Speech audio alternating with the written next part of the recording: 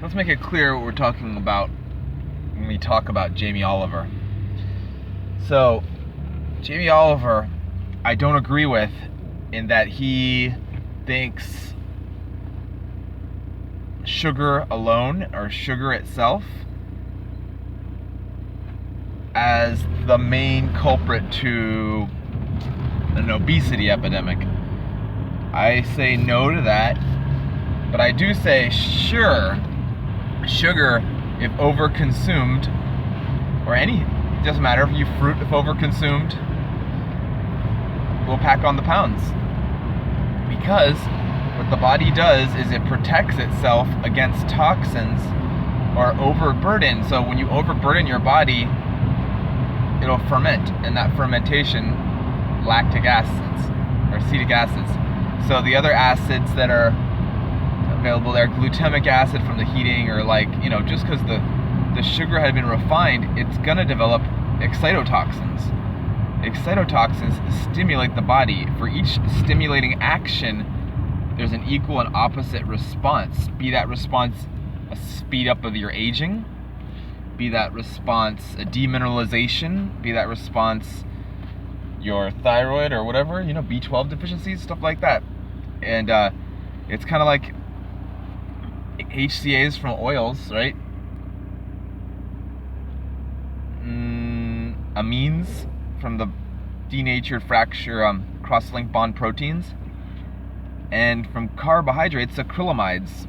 And this is just touching the depth of the main ones, but there's many more if you want to look up the names and what happens, what chemicals result from the cooking. And it's carcinogens, mutagens, and teratogens. Teratogens meaning it mutates future generations.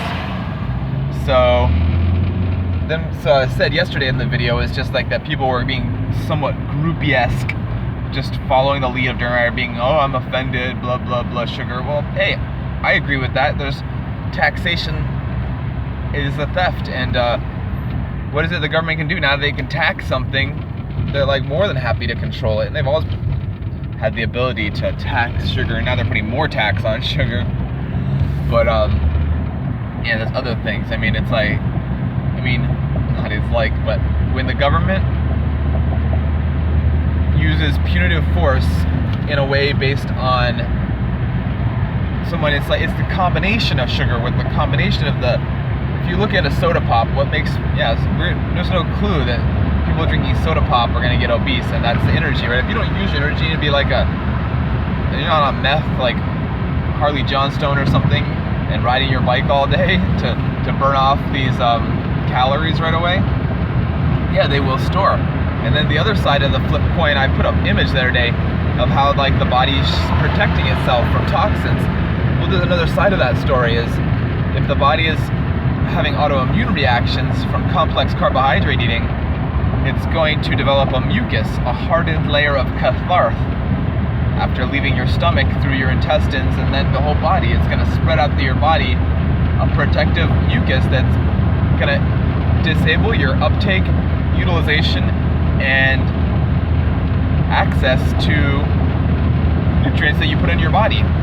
It's all of a sudden you have diabetes, all of a sudden you're obese, all of a sudden you're dealing with heart disease from hardened arteries and clogged arteries.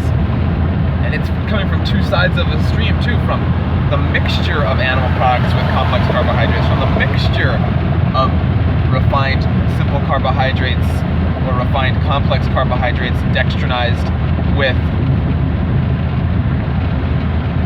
again, even plant fats. The body will use what you put in it to build a puzzle piece. It's okay, use this here, use that there. We can grab a piece of this, grab a piece of that. Even a piece of its own dying cells. They're saying 90% of your protein is coming from your own decaying cells. Yeah, of course, if you're getting 4 to 5% protein, you're getting more than enough.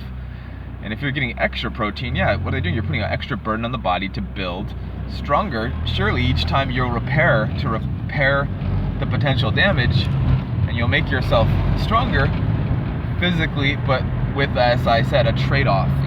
Well, it's amazing. I commend people who use their body's power to achieve physical feats, but for what cause? And that's where it goes back to nonviolent communication. It's for the cause of yourself. I mean, if you're doing it for someone else, yeah, you're gonna pay.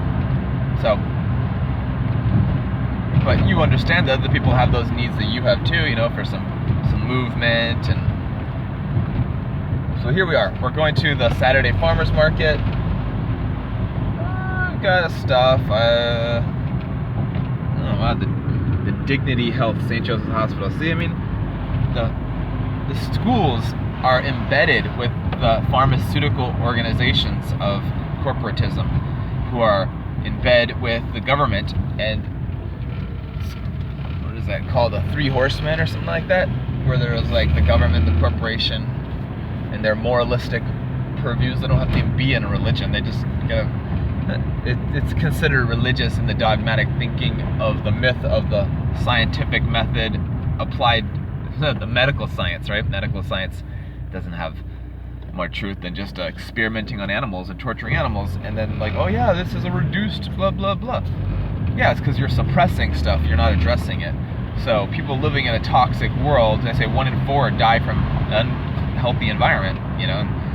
In each level, we're exposed to poisons and toxins. Even if you were to eat some freaking unripe fruit bits, you know, okay, you eat something strong. But you know, some pesticides, some herbicides, you know, some car exhaust, you know, some stress even.